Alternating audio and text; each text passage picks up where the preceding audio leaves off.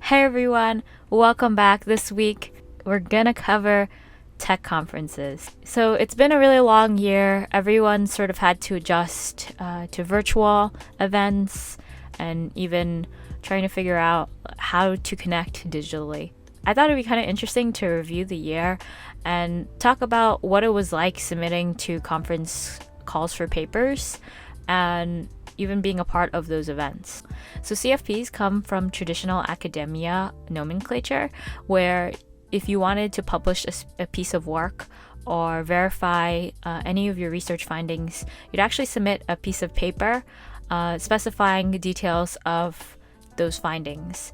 And so for conferences today, you submit a CFP which proposes a certain type of session. So it can be a 30-minute talk, a 45-minute talk. It can be even a 5-minute talk, and those are typically called lightning talks. Sometimes they range from 5 to 15 minutes.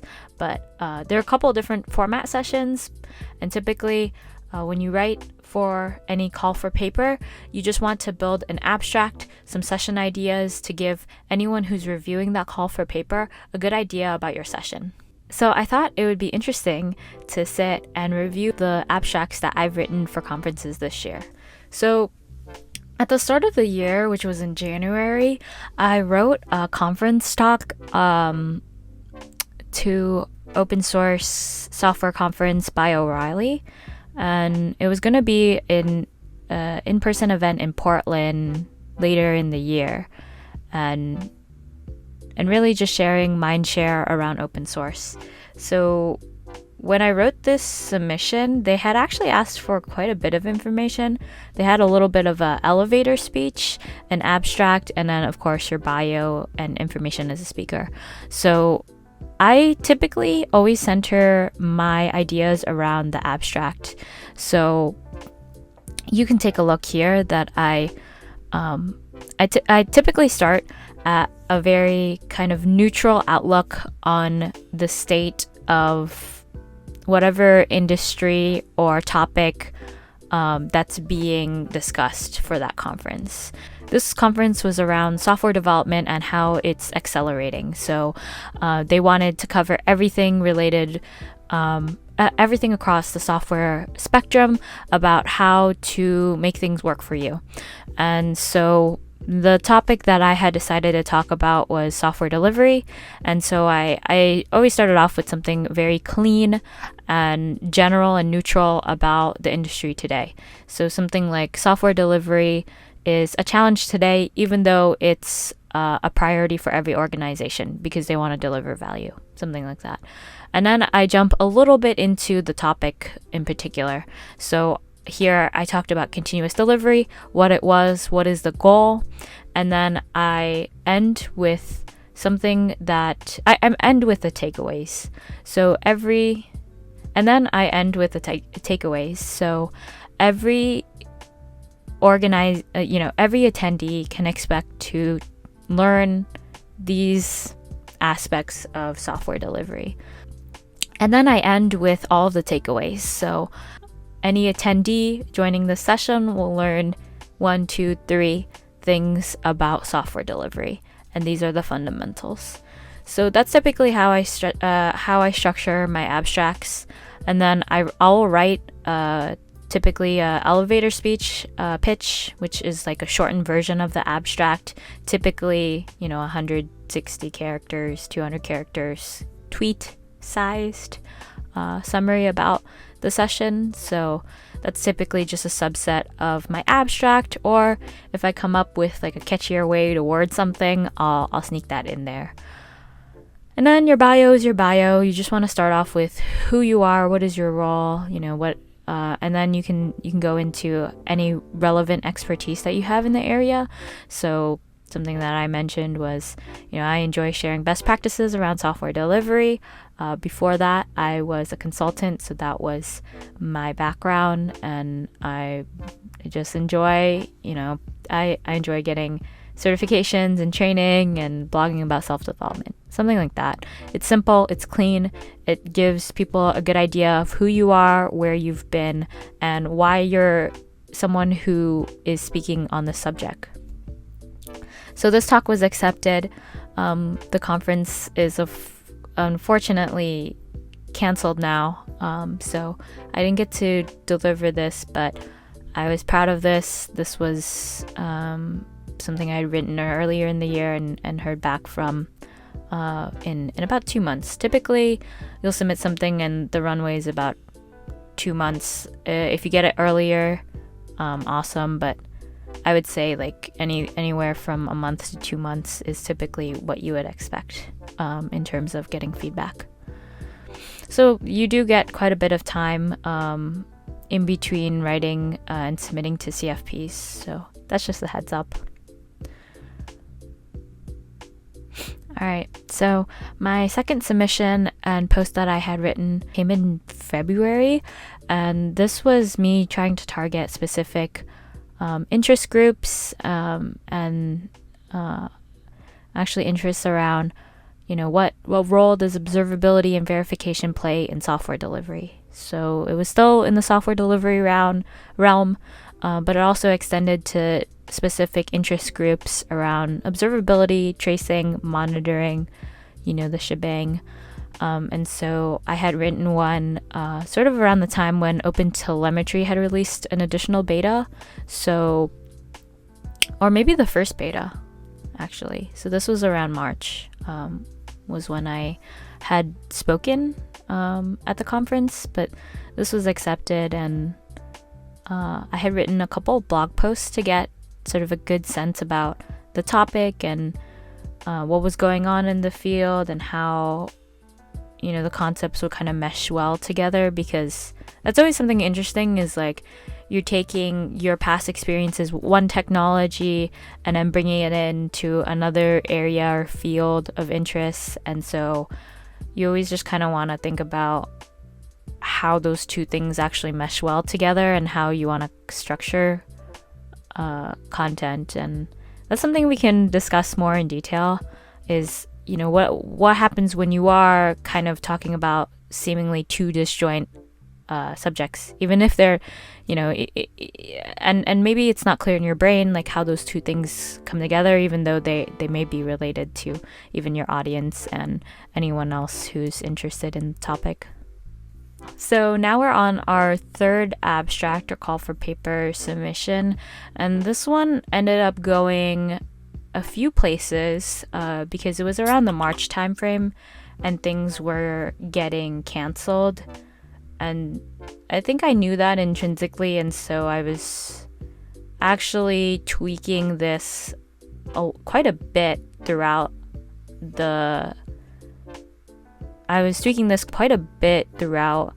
that time frame, because I had submitted it to more leadership conferences, and then I also thought it might be cool for any events that had specific tracks around agile or DevOps leadership or even digital transformation, that this would be a good fit.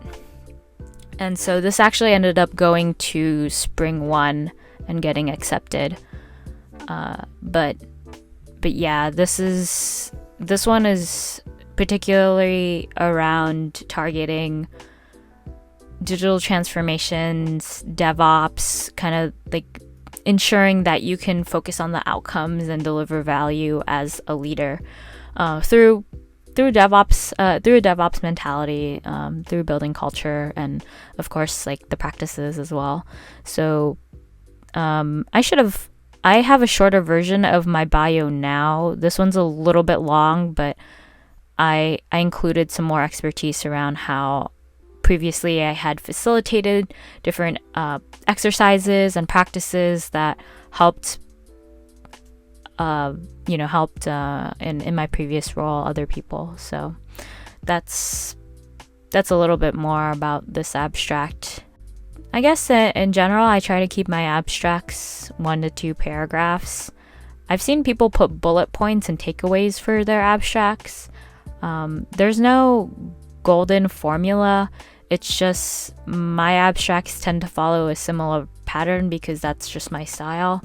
Obviously, go for what you think works best for you, but in general, every abstract has a sentence around takeaways, like I said, and around the topic and even how it applies to the industry today. And that's just because whoever is reviewing your work needs to understand how your session will fit in with other sessions, how it fits in with the larger conference theme and goals. So that's just some ideas. This one was accepted. I think in general, most of them were accepted. We can go over one that didn't get accepted.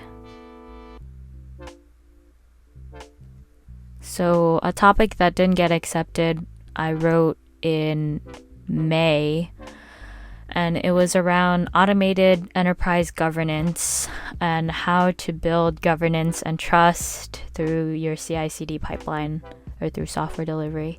So this one was something that I was really passionate about because I had seen topics come up about automated governance, pipeline governance, and I was really excited about that, and I thought it would be a big hit, but it turns out not so much yet.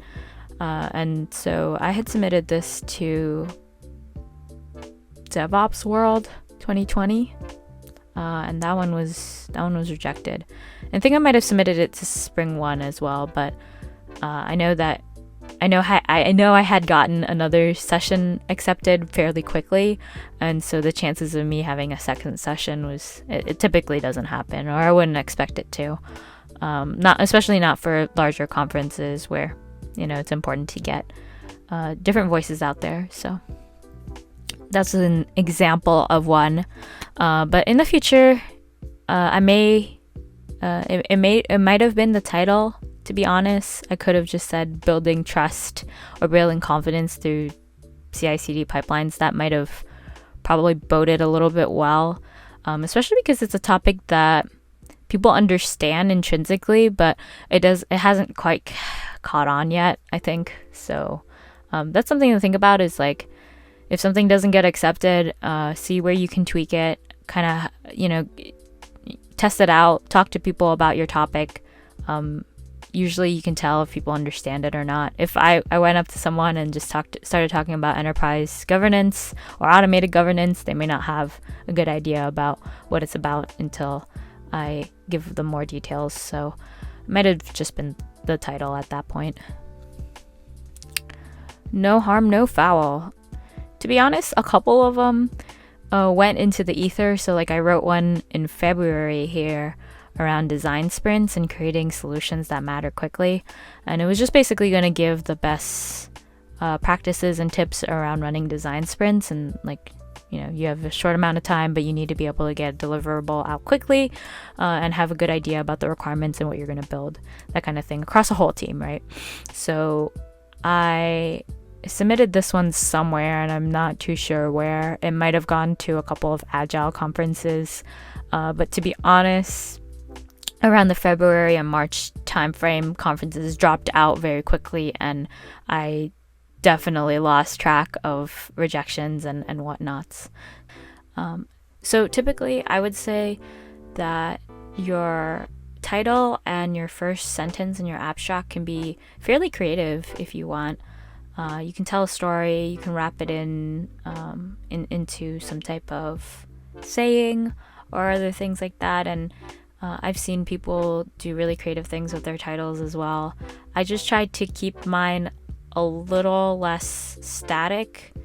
Sometimes when we're thinking about our topics, we can just objectively say like, oh, here, like name drop technologies, and that that those are going to be part of your session.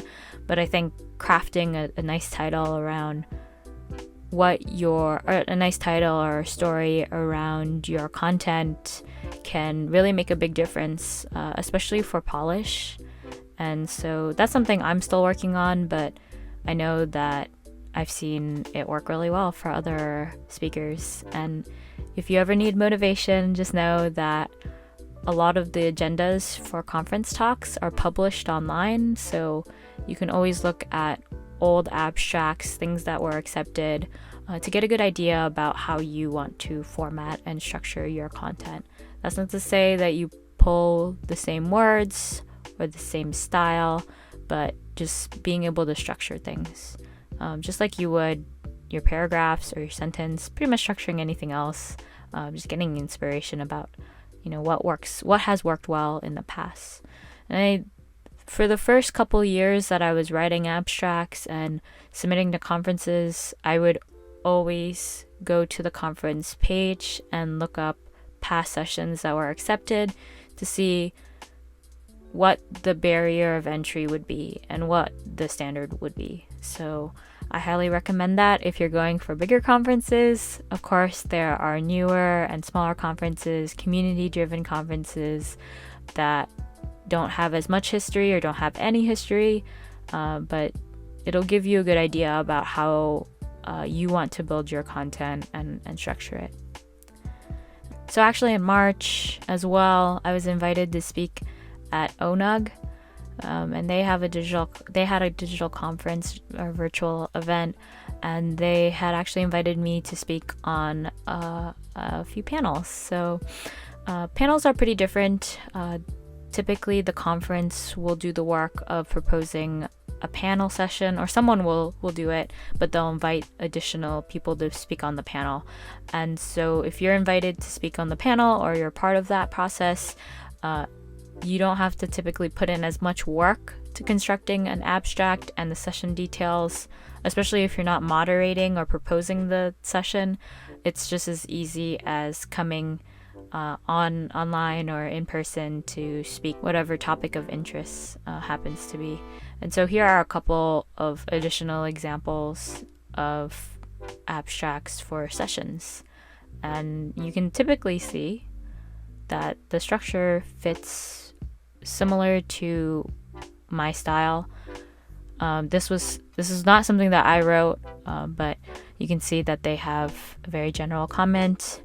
They have specific questions that can be addressed within the panel, and then they end by saying this session will provide these things or these takeaways for any attendees. So that's typically the bread and butter of building conference talks. So I hope this video was really informative for you. You may be someone who's looking forward to speaking, connecting with other people in the community, and this is a great way to be involved with people in your industry and space. So hopefully that answers your questions around how to structure content for a call for paper or a call for proposals. Give this video a like, subscribe, all of that jazz. I will be around to answer any questions. But until then, peace.